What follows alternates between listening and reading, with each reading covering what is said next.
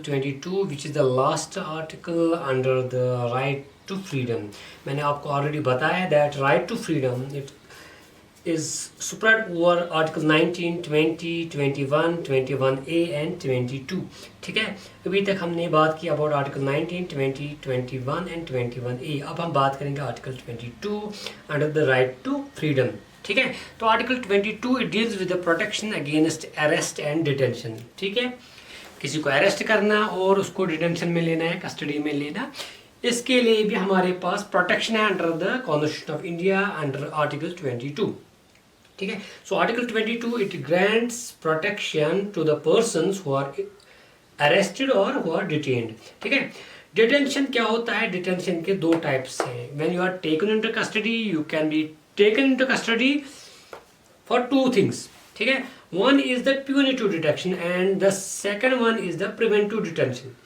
Punitive detention का मतलब क्या है? The detention which is given in order to punish a person. ठीक है, अगर एक पर्सन ने एक ऑफेंस किया है, एक ऑफेंस कमिट किया है, he is detained under punitive detention. ठीक है, और दूसरा है प्रिवेंटिव डिटेंशन. ये एक अजीब सा डिटेंशन है which means when you are detaining a person without a trial, without a conviction, क्योंकि उस पर्सन ने अभी ऑफेंस नहीं किया होता है. ठीक है, it is not for the punishment to a person. ठीक है, फॉर एनी पास्ट क्राइम नहीं, but it is only, it is such type of detention which is when a person is taken in custody just to prevent him from committing an offence in the future. ठीक है, that means this preventive detention it is a precautionary measure and it is only based on suspicion. ठीक है, जो हमारे world constitution, major countries of the world, the USA, the UK वगैरह, उनके constitution में we don't have any provision for the preventive detention, but the constitution of India only has the provisions for the preventive detention and the provisions for preventive detention have been made integral in the Constitution of India. ठीक है, so Constitution of India is only one of the known constitutions of the world जिसमें provisions of preventive detention है. That means detention is of two types. One is the punitive detention when a person is taken into custody in order to punish him for an offense that he has committed. दूसरा है preventive detention when you are taking somebody into custody only mere on the suspicion that the person may commit a crime in future.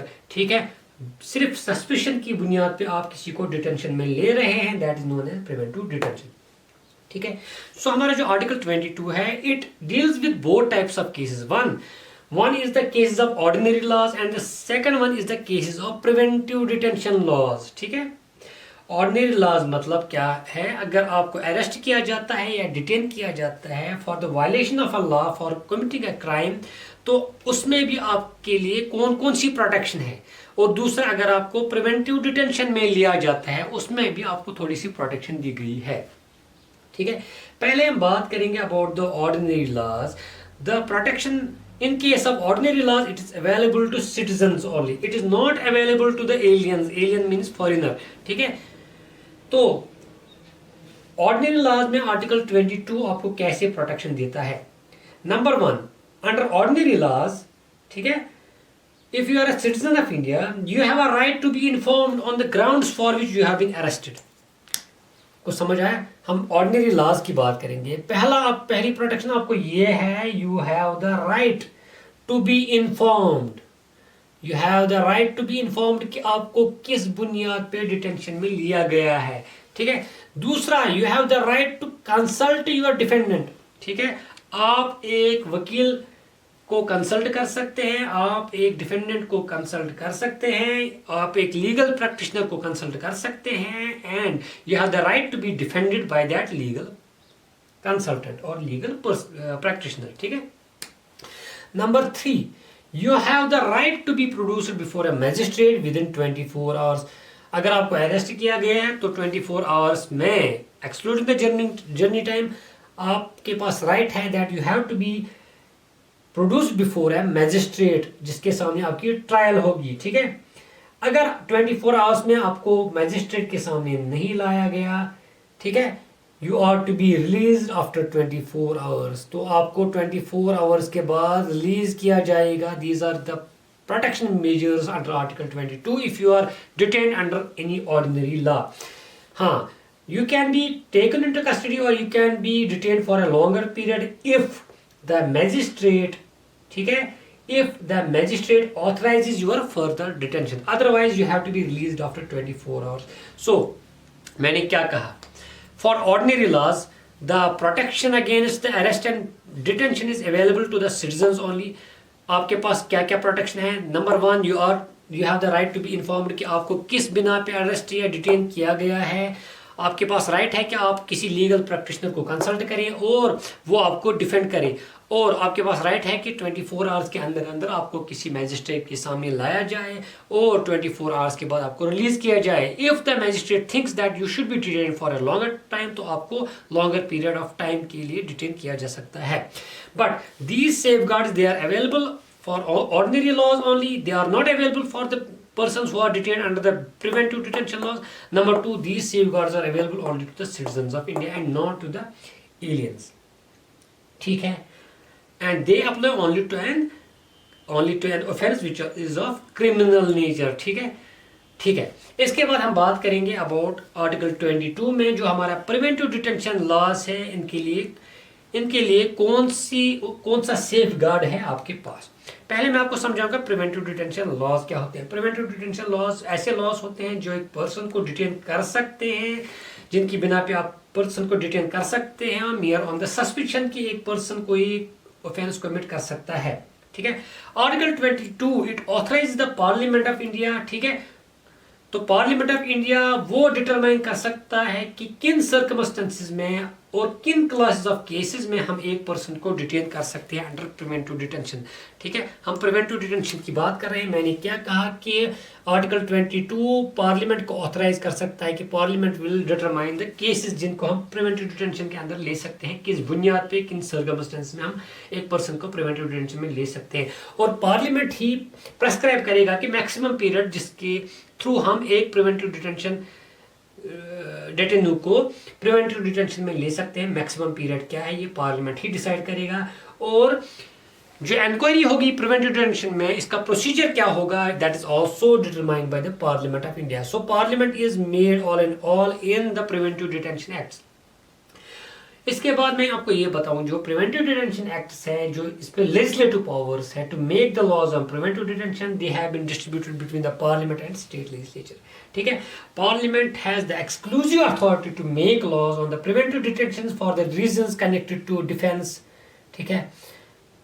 For the reasons connected to foreign affairs, for the reasons connected to the security of India. इन चीजों पे हमारा parliament act बना सकता है on preventive detention. लेकिन both parliament and state legislature दोनों को एक इख्तियार दिया गया है that they can make laws for preventive detention for reasons which are connected with the security of state, maintenance of the public order, the maintenance of the services. ठीक है. And essential services and supplies to the community. ठीक है. तो मैंने क्या कहा कि प्रिवेंटिव डिटेंशन लॉ जो होते हैं इन पे इख्तियार पार्लियामेंट का है. पार्लियामेंट को ऑथराइजेशन दी गई है कि पार्लियामेंट ही डिटरमाइन करेगा किन सर्कमस्टेंसेस में, किन क्लासेस ऑफ केसेस में हम प्रिवेंटिव डिटेंशन कर सकते हैं, मैक्सिमम पीरियड क्या रहेगा फॉर डिटेंशन और प्रोसीजर क्या रहेगा इंक्वायरी का. और मैंने कहा कि प्रिवेंटिव डिटेंशन लॉज कौन बना सकता है, पार्लियामेंट भी बना सकता है और स्टेट लेजिस्लेचर भी बना सकता है. पार्लियामेंट के पास एक्सक्लूसिव अथॉरिटी है to make the laws on preventive detention in cases which are related to the defense and foreign affairs and security of nation, or for the security of a state, for the public order, for the maintenance of essential supplies. इस पे हम state के through भी preventive detention laws बना सकते हैं. तो दोनों में the power has been distributed in the parliament and state legislature. तो अब हम बात करेंगे प्रिवेंटिव डिटेंशन लॉज. आपने सुना होगा there have been many preventive detention laws which were made by the parliament in the past and most of them they were repealed. आपने सुना होगा one is the preventive detention act जिसको हम PDA कहते हैं, preventive detention act which was enacted in 1950 and then it expired later on. We have the Maintenance of Internal Security Act. We have the National Security Act, We have the Terrorist and Disruptive Activities Act, जिसको हम terrorist and disruptive activities prevention act कहते हैं, TADA. We have the prevention of terrorism act, जिसको हम POTA कहते हैं. These are some of the preventive detention laws when in a person can be detained merely on the suspicion that वो कोई offence कर सकता है. तो प्रिवेंटिव डिटेंशन लॉज में आपका जो सेफ गार्ड क्या है, ठीक है, what is the type of protection you are getting. Under preventive detention law, protection is available for citizens and aliens as well. तो protection क्या है आपके लिए? Number one, a person who has been detained under the Preventive Detention Act cannot be detained for more than 3 months. So maximum period for which you can be detained under Preventive Detention Act is only 3 months. ठीक है? हाँ, तो इसकी inquiry के लिए we have an advisory board. Advisory board. If the advisory board thinks that the preventive detention it should exceed 3 months, then we can exceed it more than 3 months. And this preventive detention, this advisory board, it should give a report, and it should give sufficient reasons for the extended detention. ठीक है? और जो advisory board होता है इसमें कौन से members होते हैं? It contains the members which are eligible for to be the जजेस ऑफ हाई कोर्ट. हम कह सकते हैं इसके जो मेंबर्स हैं दे आर जजेस ऑफ हाई कोर्ट. सो मैंने क्या कहा, एक पर्सन को हम अंडर प्रिवेंटिव डिटेंशन भी डिटेन कर सकते हैं but for maximum of 3 months. और उस पर एक इंक्वायरी बैठती है through advisory board which consists of जजेस ऑफ हाई कोर्ट. अगर एडवाइजरी बोर्ड को लगता है कि 3 months से ज़्यादा भी हमें डिटेन करना चाहिए, they will give sufficient reasons for the detention and the person can be detained for more than 3 months. ठीक है? But the grounds for the detention they must be communicated. ठीक है? जैसे ऑर्डिनरी लॉ में था you should be informed of the grounds, यहाँ पे भी you should be informed of the grounds. ठीक है? The grounds of your detention should be communicated to you. ठीक है? And sometimes it is not necessary that the grounds of detention are even disclosed. ठीक है? अगर public interest में हमें लगा that we should not disclose the grounds of detention, we can hide that. ठीक है? And the person the detainee who is detained under the preventive detention, he should be given an opportunity to make a representation against the detention order. So वो एक representation भी दे सकता है against the detention order.